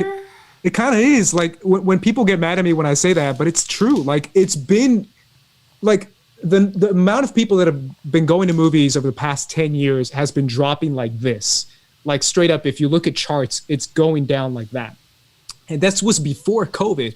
And I've been paying attention to numbers for years, and I've seen the decline drop so fast. And I've been saying like, oh, it's going to be over in like maybe 10 years or 10, 15 years. Now it looks more like 4 years, 3 years when it comes to all the theaters that are going to close, considering what happened with COVID, considering this decision that Disney made, literally the only studio that could save the theater industry, decided to not do it and to focus their resources on the streaming because that's where the future is, because they realize we're not going to see a lot of theaters in the future. Let's invest in streaming. And like you said, RB3, you're cutting costs. You're focusing on stockholders. You're focusing on numbers when it comes to streaming numbers, which are much easier to track, which are much easier to project, and much easier to amplify, to be honest, too. You could be like, oh, yeah, this many million people saw this. And it's like, kind of. Versus the amount of people that have been going to see movies over the past 10 years has been dropping so much. Like, if you look at it, they said, I forgot this article I read. They were saying, like, the majority of people go to see like 1 or 2 movies a year, and most of the time they're like Marvel movies. Yeah, it's crazy. Well, it's one of those things where it's like they go see the Marvel movies, that's it, and that's literally all they see. So it's steadily declining as far as how many people go see movies, and now it's like it's over, dude. Like it really is gonna be. It's gonna turn into like an exclusive, like only in LA. Type of crap. But that's terrible. It is terrible. That's terrible. It's I don't so want sad. it to be over. I love the movies. I love the experience. Like, me too. Just how riveting film is when you see it on a big screen and you're surrounded by everyone's reactions. And then also, movie theaters create jobs, and there's so many people who are going to be affected by this and who are not going to have somewhere that they can work, or and you know, and Regal 40,000 jobs. Regal's 40,000 jobs. Wow. Yeah, imagine AMC, dude. AMC. I don't even want to think about It's gonna be insane if they start, closing half their theaters or something. I bet you like the that's AMC gonna be at Disney Springs won't close. I bet you $1 million. Even if AMC everywhere in the world closes, that one's gonna stay open. It's gonna be some kind of like Mickey Mouse Disney, and Friends. Yeah. AMC. Well, that's what people are talking about. People are talking now to studios buying theaters, and that's kind of the conversation a lot of people have been trying to have. And I don't know. I feel like that's antitrust. There's a reason why they outlawed it back in like 1950s or whatever they did it. Yeah. And now people are kind of okay with it for some reason. I don't think that's good. Yeah. I can see Amazon buying AMC. Like I could definitely see that. But Amazon, Why did you just say that out loud? I mean, that's probably Because what's gonna happen. it's probably gonna happen. Yeah. That shit. Yeah. How did you say that? He's listening right now. Bezos is listening right He's now. listening to all of this. Yeah, Amazon's probably going to be one of the biggest Say studios in less. the world. Yeah. It's one of those things too, though, man. With what you're saying about Disney buying theaters, why would they when they could just put it on, your home, put it on your laptop? It's one of those things where it's such. Why would I, as a audience member, go pay $20 to sit inside this crappy theater But who are we to see this becoming? movie when I could stay at home, pay $6.99 a month, and watch the same movie? It really is a dramatic effect when I'm saying I have unlimited movies for $6.99 a month versus paying $20 to drive, to get the popcorn, to pay the money, to get my family there, to pay their tickets to. Like, it really is a dramatic effect when it's like I could just stay at home and do the same thing. Well, yeah, Like- a lot of my favorite memories growing up was going to the theater with either my mom or my dad, my family, all of that. Like, I have just like all the little funny stuff. Like, when you go with a group of people and like one of your parents or whatever gets a huge soda and a huge popcorn, but gets all the little bags and little cups and shares it with everybody in our group. Like, all that kind of stuff that you use to kind of make it the cheapest experience possible. But yeah, thinking about it now, taking an entire family of like 3 kids, 2 parents, or any more kids than that is expensive. That's ridiculous, So I yeah. understand. Yeah, I understand like how some people, only see a few a year and it's usually the bigger ones, but it's still so sad. I'm just How do you not feel like like- that. Yeah. How do you feel like? enjoy. Sorry, go ahead. No, go ahead. I enjoy the act of getting up, getting ready, getting dressed, and going out to do something. Yeah. And I feel Yeah. like the movies is the most accessible way for regular people to do that. Yes. Because they're not going to some kind of socialite event. I can't tell you Yeah, how concert, many people. yeah. I went Concert, to college Broadway. in Missouri. I can't tell you how many people told me that they grew up in a town that has like 2 street lights and a movie theater, and they get all the movies like a month later. But when it comes, like, everybody gets dressed. Everybody in the whole town like goes to see this film. Like, it's the act of getting up and going out that everyone can actually do. And it is getting too expensive and it's ridiculous, but It's still the most accessible art form. yeah. It is. More people can go see a movie than they could go to an To the art gallery. Pantages. Yes. Or to a Broadway show or a concert, which is like $300, $200. Like, it's Or a even lot of money. even an NBA game or a sports game. Like NBA Yeah. game. yeah, this is just it's Yeah. literally this, and then TV Everyone's entertainment. is technically cheaper, but that's what this is kind of dissolved into, right? It's not even it's streaming TV, it's streaming movies. Like, what is streaming? Like, when Disney says they're refocusing, are they refocusing their entire model on it? Is there going to be a focus on cable too? Because that's dying, as well as not dying as rapidly as movie theaters, but that's dying out. Yeah. So I mean, it just leaves a lot of moves. But I think John Roca mentioned this on SCN earlier this week. He talked about how the Universal and AMC thing happened earlier this year, and they kind of came to an agreement where like there's like a 17-day window between a release that's right, and yeah. then going to a streaming or VOD. I could kind of Yeah. see Disney adopting something similar to that, because at the end of the day, movies in theaters still make a lot of money. Like, They do. A lot of these movies, like Biggest movies we've Avengers- ever had came out last year. Avengers Endgame would not make the equivalent of $3 billion on streaming. It just wouldn't. There's no way. Yeah. There's literally no way possible it can make that much money on streaming. There needs to be an outlet to continue to let those movies happen. I think if Disney was smart, but it's only gonna be like 3 movies a year, though. You see what I'm saying? Like, you're right, but it's still only gonna be like 3 movies a year. Well, yeah, I mean, but Disney seems to have a successful streaming service, but Universal doesn't.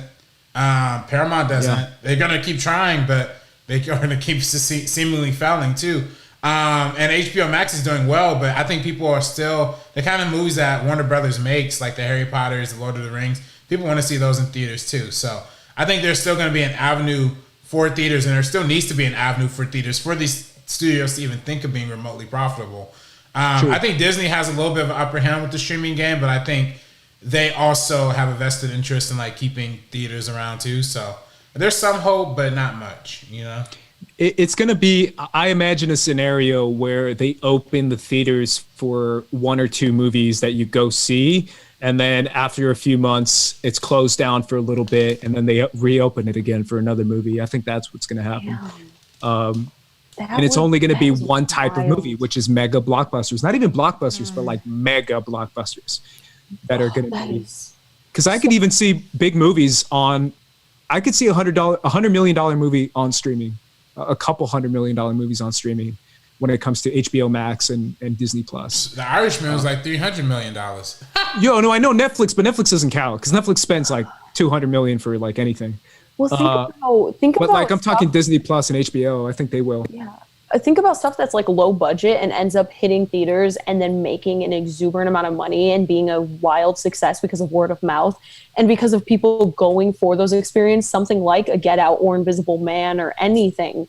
It's just so sad that we're not going to have those kind of experiences, even because like why have it in a theater if it's like low budget? You can put it on a streaming service. And also, two of my favorite movies last year were Parasite and Portrait of a Lady on Fire. Yeah, and they had I was going to mention releases. those. Yeah, they had limited releases last year, and we were lucky to see it because we have a ton of independent theaters. We live in LA. And it's just, to think about people not being able to experience that kind of stuff in a theater is so disappointing because sometimes people don't keep up with trailers and news the way that a lot of people don't the way that we do, obviously. But somebody might just show up to a theater, see that they're playing a movie, like a small independent theater, and then go check it out just because it's available. And it's like you'll never be able to hear about some films unless you keep up with everything now because the rate that they drop stuff, it's so oversaturated. That's what I was saying to you guys in a recent episode last year, right? Like we've already been seeing this happen when it comes to smaller movies where I've been kind of saying this for years when it comes to people being able to see the kind of movies that we are able to see, Portrait of a Lady on Fire, Parasite, any other indie film that I was able to see in a theater in LA. Blind Spotting was another one that I'm sure a lot of people across the country didn't get to see that in a movie theater. And that was already happening regardless of the fact of COVID. But it's one of those things now where after our Oscar show, we did an Oscar show. I argued, and I made this kind of weird argument that I don't know if you guys remember. I said that I want to give credit to Parasite for winning, no doubt. But at the same time, I acknowledge the fact that there's a lot of people who are watching the Oscars and going, huh? Because they haven't seen it. And I feel like that's a little bit unfair for us to be like, yeah, you guys don't get Parasite because you're dumb. And it's like, no, they just don't get Parasite because they weren't able to see it like we were in a movie theater. And I think it's a little unfair for the Oscars to pick the movies. The Oscar goes to a movie that was playing in 2 theaters. And it's like, that's kind of not fair. That's why, that's the exact reason why I argue for streaming. That is the exact reason why. And that is why when Parasite came to Hulu, it broke every record in the world. It was the biggest streamed Hulu thing ever, like at that time. So, but it came to Hulu like 3 months after the Oscar win, or 4 months after the Oscar win. Yeah. Like it was a little too late in my opinion. Also, without the Oscar win, it probably wouldn't get the same buzz from average American audiences. I think that Oscar win is what helped the whole Hulu record breaking thing. And so I think stuff like that is important. Like obviously it is unfortunate that people in other parts of the country aren't able to see certain films the way that we are, Chicago, New York, everything like that. But I think it also helps a lot. Like Parasite, if it just dropped on Hulu before the Oscars probably wouldn't have broken the records, unfortunately, because it's an incredible film, that it did after it won, and it had that buzz. Yeah, I just think it's really is a situation where we're slowly moving into the Broadway effect of it all, where people who watch the Broadway film live inside like one city or two cities, and only have a certain amount of money. And now the people who are going to be able to experience movies in theaters that are not just two types of movies or one type of movie is gonna happen. And it's one of those things where it's gonna be horror films and Disney films. That's it. Movie theaters. Because horror always makes money. Like legit always makes money. It could be a bad horror film and it still makes probably like 80 million opening weekend. Like it's ridiculous how much money horror movies make. So horror films and Disney films or blockbuster films are going to be the only ones that are playing in theaters. So when it comes to the smaller ones, it'll be tough. Gone are those random rom-coms that are just coming out because it's Valentine's Day. Yeah. And I go see them all, but... Yeah. Alrighty, guys. I mean, I think that was it as far as what we had planned for the show today. I don't know if you have any other thoughts or movie news that you guys wanted to give a shout out to. We do have a super chat. Ooh. Oh, that's where's right. that at? We can get to. Yes. We have a super chat and we actually do have a Streamlabs too. I just came in. First, our super chat is from Cliff Eloy, right? Does age... Okay, this is from Cliff Eloy. He said, does age matter? Trying to break in as a filmmaker? I'm 38. In a way, I feel like it might be too late. It's never too late to follow your dreams. Never too late. Come on, Cliff. Nah, never too late. Never You too can late. do it. It's never too late. You got the drive, you got the passion, you got the motivation. That's the biggest thing. Let's go. Yeah, Really Duvernay didn't start until late. Ava DuVernay. Then I saw Christoph Waltz didn't get popped until he was old too, right? Like, so he was like an Inglourious Bastard. So it takes him. Yeah, he was like in his 50s when he did Inglourious Bastards. So it just takes a minute. Like certain people just pop off at different times and different points of their lives. And as long as you have that drive and that dedication, and that passion, it's all you. So you're in your own lane. You don't have to Exactly. compare yourself to any of the societal standards for age. Exactly. It's lame. Period. This is your life. It really goes like in any kind of sense, like in anything that you're passionate about, go for it. You're never late. Like that's the biggest thing. Even like Samuel L. Jackson, didn't he not get his first big role until I think he was in, he got his first small role for a major film when he was 40. And then when he was 45, he got Pulp Fiction. And that's what really got him that like stardom. So He was in Goodfellas. it was his first like leading role was 45. He's like 74, 72. Samuel L. Jackson. He's like 70 something. And he's been in everything now. Yeah. Is he like a trained actor or is he? Yeah, he was a trained actor. Yeah, he was. He went to somewhere fancy. Chris Atkinson, and the winner of the horror tournament, Cats. Love it. That Still haven't seen it. Wild. I have it. We need to all watch it together. We said we were gonna watch Cats like way back. We never did. Yeah. RB3, do you have a Streamlab?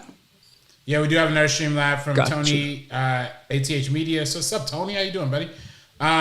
Hey, gang. I just finished Bly Manor, The Boys, and Lovecraft Country. What streaming show are you most excited for next? Ooh. Can I say? Yeah, go. Y'all ready for The Crown season 4? Woo! We back, baby. Princess Diana in the house, the Queen, the Shade, Prince Charles. It's gonna get real, man. I'm the biggest Crown fan there is. And I'm so hyped for this new season. So that's the one. There was another one that's coming out. But I think that's my number one right now that I'm looking forward to at least. My The number Mandalorian. one, yeah, Mandalorian, of course. Except I'm probably gonna give it some time before I watch it. But I I loved Bly Manor because I'm not a huge television person. I've already seen it twice since it came out. Like, I've watched it fully through twice. Once on my own and once with Brandon and Alex. We all binged it over like a day and a half. Not even. We just watched it straight through. So that's probably my favorite thing to come out, like television-wise, in like the last year. Love that one. I'm actually going to be doing a spoiler review on my Patreon tomorrow, Sabrina.com or patreon.com/Sabrina on film, if you guys want to join for that one.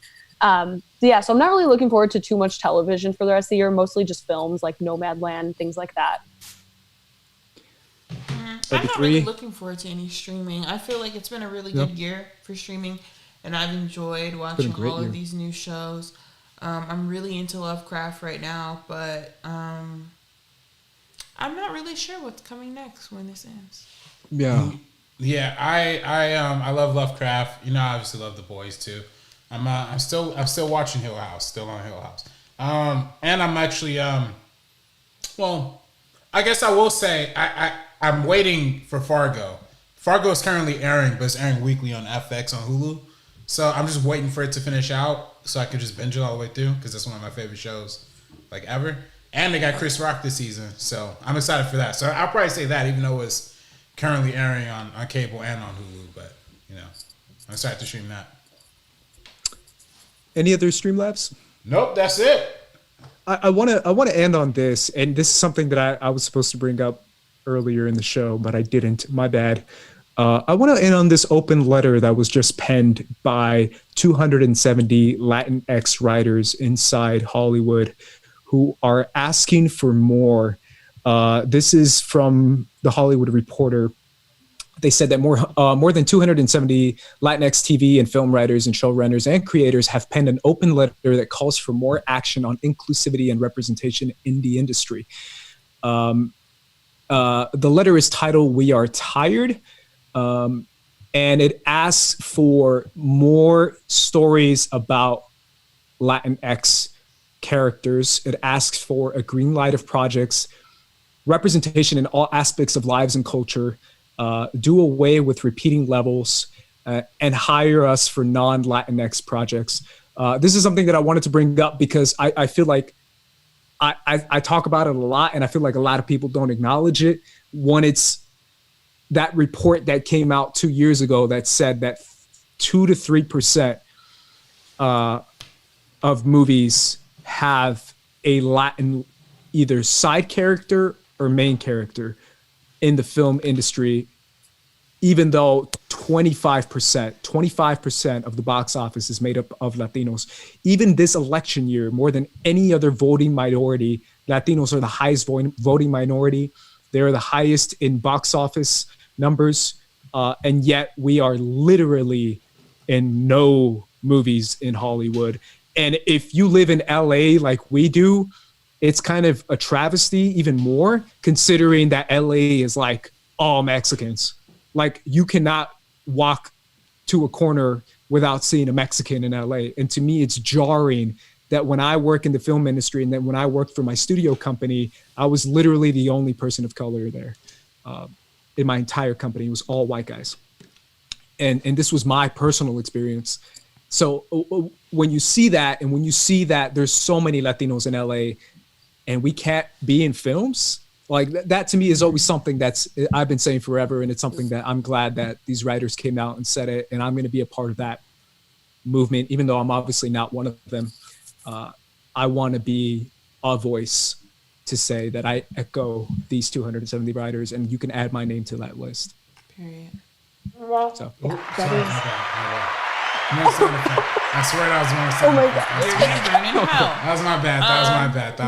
That's really, it's so important. It's so important behind the scenes. It's important in front of the camera to see the lack of diverse storytelling, whether it comes from the writer's room. It's insane because there's a lot of shows that will have a diverse cast and the writer's room is still all white. Yeah. All white. What do you mean a lot of shows? You mean every single show that has a diverse cast? 100%. And that's the thing. The representation behind. Sorry. Oh no, you're all good. I was just going to say, they'll even depict LA and they won't put any Latinx characters in the show. Yeah, that's my thing. My thing is like, bro, have you been to LA? You been to Like, it's all brown people. Like, it's ridiculous, man. Like, I don't know. I really do see an issue when the workforce of these industries and these companies are 85% white and then maybe 10% other and then like point something percent Latino. And it's like, bro, there's like millions of Latinos that live in LA and you can't even hire like 5. And not only that, but we're hardly in front of the camera at all. And I know a lot of people are talking about behind the camera, which is so important, but even in front of the camera, like we're hardly in front of the camera. So to me, it really is an issue and it really is something that I'm always going to promote. And that's literally my motto when I came out here to LA was to, as someone who speaks Spanish and who speaks, first generation Latino, with this kind of background, I feel like it's important to tell our stories as well. And Oscar Isaac talked about it, but he talked about his and Pedro Pascal's kind of like experience in Hollywood and the roles that they were having to audition for early on in their careers. And it's really just like, it's so sad that people are stereotyped, especially like Mexicans. It's like, oh, if you see that on screen, they're part of a drug cartel or they're a thug or they're something like that. It's so disappointing. I know my dad went to high school with Michael Pena and he literally talked about how he always wanted to be an actor. And like, I'm glad to see him kind of, breaking out, but he still deserves like a leading freaking role. And so many others do. And it's just the sad thing is that it's always like, oh, sidekick. It's always everything like that. But yeah, something just really needs to change at the core of Hollywood. And I feel like everybody speaking out about it is helping that transition kind of happen. I feel like our generation, this is something that's so important to us. And it's something that it cannot stand. And then obviously what they did with promoting diversity behind the camera, in front of the camera, to be considered for Oscars, I think that's an important step. That's like step 1 to something much bigger. So hopefully that can kind of make a change and know that that's just not right. It's like in Hollywood, we see so much nepotism and it's like, oh, this person, you could get hired, you could get internships. And so many people aren't being considered for jobs that they would completely excel at. I want to see leading men of like just completely diverse, like we saw like Kumail Nanjiani for The Big Sick, stuff like that, but not have it even be like celebrated anymore. Just the fact that this is like normal, something that we see all the time. Like I want more stories to be told in that way. Yeah, I mean, I really do feel like it's something that I've been saying forever, and I really feel like it still has to be said over and over again, considering that people are not acknowledging it as much. But yeah, obviously that's something that I want to pay attention to, considering I've been saying for years, if you look at the temperature of the country right now, especially during this election season, and you see the narrative, you see the acts of terror, you see, frankly, the genocide against the Latinos, the terror rates, the hate crimes are up by like 28% against the Latinos throughout the United States.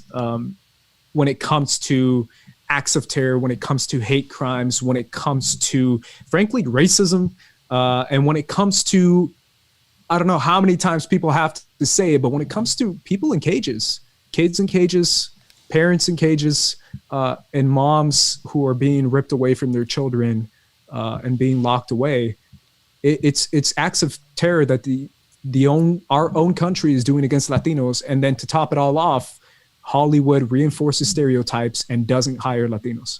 And when they do, it's a reinforced stereotype to reinforce the fact that we are in fact criminals and cartel members and gang members and dangerous, which only amplifies this hyper racist attitude that is spewing from this country. Highest seat in the nation.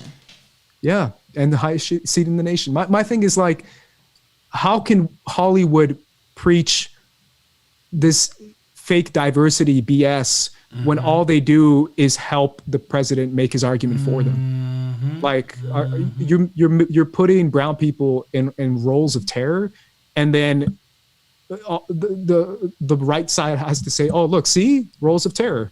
They are terrorists. They are crazy. Look at them. They're cutting people's heads off in all these movies. And it's look like at Sicario 2. I mean, it's look at just Sicario 2. Yeah. Look at Sicario 2, Sicario, Breaking Bad, like any freaking show that features Latin people. It's kind of ridiculous, man. So, yeah, I'm done with it. I'm over it. And I feel like there has to be a change now, and it has to happen now because LA is all brown. And I think it's time for those brown people to say something. So yeah, I ain't Latino, but they'll get my honorary vote. You know what I mean? Like from the black community, I give that vote. Yeah, you know what I mean? Absolutely, man. Appreciate that. And obviously, we have a little bit of super chats that came in, so I want to make sure and get those before we peace out. Did we get a new one in, or we got another one? Yeah. Is it? Do you guys see Manuel Alvarez? Yeah. Manuel Alvarez says, Mr. Mouse is just mad that Netflix is worth more than them and without any legacy content. They'll be back in theaters after the pandemic. Yeah, I'm sure they'll be back in theaters when it comes to the mega movies, but I just think that they'll put some other movies in the streaming service as well. Plus, yeah. Christopher Atkinson is back. It says, I would love to see Noel Golimi play someone other than a Latina gangster named Hector. Yeah, I know that guy. That's the dude who was the meme, right? From Fast and Furious, yeah. Yeah. How many times has he played? He's played a Hector so many times. He has. It's like 3 or 4 times, which is I think way it's too like many. More. Really? Actually, if you go through his filmography, there's like a few Rauls. There's like at least 8 Hectors. There's a bunch of Diegos. It's like it's insane. And then like I see Felipe. A few of those. I knew Felipe in high school, man. Felipe's a good there name. is so much of the same name. Gangbanger number 1, like inmate number 1. That's his entire filmography. It's so sad to see. It's interesting, man. I mean, obviously, I can give classes about this because I've really done a lot of research when it comes to Latin representation and what we see and how people perceive it. There is actually a lot of discourse and discussion within the Latino community itself when it comes to how they like to be represented. I've heard from my dad that he likes it when people, Latinos, speak Spanish in films. I've heard from other people that maybe they don't necessarily have to speak Spanish. There's different ways to do it. There's different communities. There's different countries. There's Cubans, Colombians, Puerto Ricans, Mexicans. It's not just this monolith of one way, boom, this is how you do it, and that's it. No, there's different ways, different stories, different people. And I really do feel like these are the stories that should be told, considering that we are already the majority of the box office when it comes to minority representation. So you can only make more money, Hollywood, if you would put us in the screen. Really, if we're gonna see a bunch of movies, might as well feature a bunch of movies with us. So that's my goodbye for the First Cut Live. But with that being said, Sabrina, where can everybody find you? You guys can follow me on Instagram and Twitter at SabrinaXMonica, also on Twitter at SabrinaOnFilm, and then patreon.com/SabrinaOnFilm. I have so many exciting things going on, so make sure you check that out if you're interested. RB3. Give me 1 second. We actually got another. We did? We got another stream live that came in. So give me 1 second. Hey. My bad. Give me 1 minute. Is it the vocal chat, whatever? It is a vocal one. I didn't have it turned on, so let me turn it on. It's going to take me a second here. Thank you so much, ladies and gentlemen, for enjoying this quality entertainment. I hope you enjoyed today's episode of First Cut Live. We are approaching the end of our destination. 1 moment. Okay. Hey, yo. Sorry, y'all. Destiny's with it. Hey. She's vibing right now. This is a donation coming in from PC. PC donated $10. Keep up the good work, guys. Happy Thursday. Thank you so much. Thank you, PC. That was worth it. That was worth the wait. Why does PC want to? No, that voice wants to kill me. Oh yeah, no, it's my voice. Man, I feel like this week we made so much money on SCN because we changed it to a British voice. I feel like this is British, but we gotta change it to a British male voice or something. It's like a little kid, isn't it? It's a British kid. British. It was like, he's coming. Yeah, it's like a little creepy kid. Die. Rich kid, yeah. PC donated $10. Thank you so much. It's like what you can find in a Halloween horror maze. Come over here, donate Perfect for the $10 season. or I'll kill you. Wait. Yeah. God. RB3, where can everybody find you? Find me on Twitter, Instagram at Director RB3. Destiny. You can follow me on Twitter or Instagram at destiny.analia. I'm at Squad Leader Ace, guys, and obviously Sabak the Black live on Tuesdays. Tune in. It's an awesome, fun Star Wars show. We're going to be talking about a lot of stuff this coming Tuesday, probably about the High Republic. So make sure you tune in for that. Sabak the Black, 6 p.m. And we're also doing a Meeting Of episode, possibly, maybe sometime this week. So be on the lookout for that. Subscribe to First Cut TMO on Twitter and Instagram, and the First Cut YouTube channel if you haven't done so already. For the First Cut crew, I'm Andres. This is RB3. I'm Sabrina. Destiny. Peace out.